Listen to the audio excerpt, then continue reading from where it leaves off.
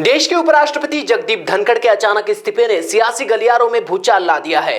संवैधानिक पद के इस तरह की विदाई न केवल हैरान कर देने वाली है बल्कि कई अनकहे राजनीतिक संकेत भी दे रही है। हालांकि उन्होंने अपने इस्तीफे में स्वास्थ्य कारणों का हवाला दिया है, लेकिन चर्चाओं का बाजार गर्म है कि इस फैसले के पीछे सिर्फ बीमारी नहीं बल्कि बड़े राजनीतिक समीकरण छिपे हुए हैं। धनखड़ का कार्यकाल अगस्त 2027 तक था, लेकिन उन्होंने 21 जुलाई की रात अचानक इस्तीफा दे दिया। कांग्रेस नेता जयराम रमेश ने ट्विटर पर लिखा कि यह इस्तीफा जितना चौंकाने वाला है उतना ही समझ से परे है। शाम 5 बजे तक वे अन्य सांसदों से मिल रहे थे और शाम 7:30 बजे मैंने उनसे बात की थी। स्वास्थ्य कारणों का हवाला भले ही दिया गया हो, लेकिन अगर तबीयत वाकई इतनी बिगड़ी थी तो संसद सत्र से पहले यह फैसला आता।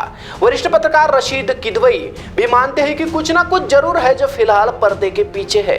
धनखड़ का नाम अक्सर चर्चाओं में रहा है, चाहे राज्यसभा में विपक्ष के साथ टकराव हो या फिर सुप्रीम कोर्ट पर तीखी टिप्पणियां। वे कभी भी सॉफ्ट स्पोकन नेता नहीं रहे। अप्रैल 2025 में उन्होंने कहा था कि अनुच्छेद 142 अब न्यायपालिका की परमाणु मिसाइल बन चुका है जो लोकतंत्र पर मंडराती रहती है।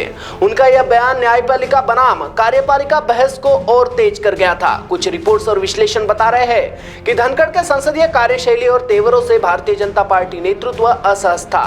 विपक्ष ने उन पर अक्सर पक्षतापूर्ण संचालन का आरोप लगाया। इंडिया ब्लॉक ने तो अविश्वास प्रस्ताव तक लाने की कोशिश की थी। वरिष्ठ पत्रकार नीरजा चौधरी मानती है कि वे एक पोलराइजिंग फिगर बन चुके थे। हो सकता है कि भारतीय जनता पार्टी अब किसी नए चेहरे से संतुलन साधना चाहती हो। भारतीय जनता पार्टी में लंबे समय से नए अध्यक्ष की चर्चा जारी है। ऐसे में कयास लगाए जा रहे हैं कि धनखड़ को किसी नई भूमिका में लाने की तैयारी है या फिर संगठन में संतुलन बिठाने की कोई रणनीति।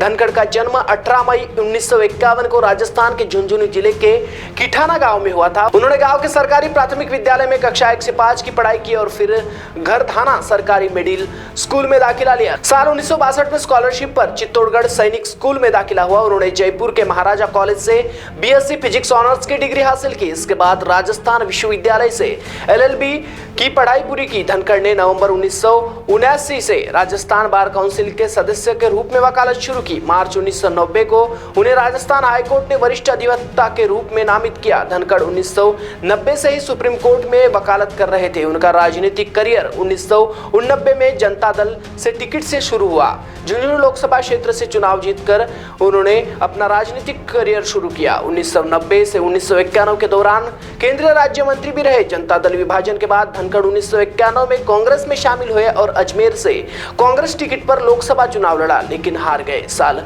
2003 में धनखड़ बीजेपी में शामिल हो गए। 1993 से 1998 के बीच वे किशनगढ़ विधानसभा सीट से विधायक रहे।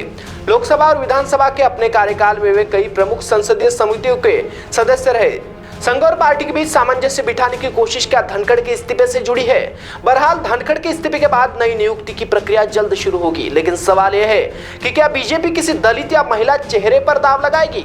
क्या यह कदम संगठनात्मक फेरबदल का हिस्सा है और क्या धनखड़ को कोई संवैधानिक या संगठनात्मक भूमिका दी जाएगी?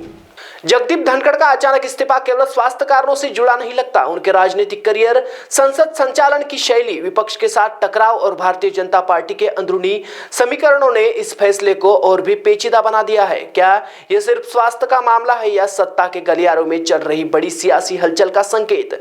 देश की राजनीति के अगले कदम पर अब सबकी निगाहें टिकी हुई है।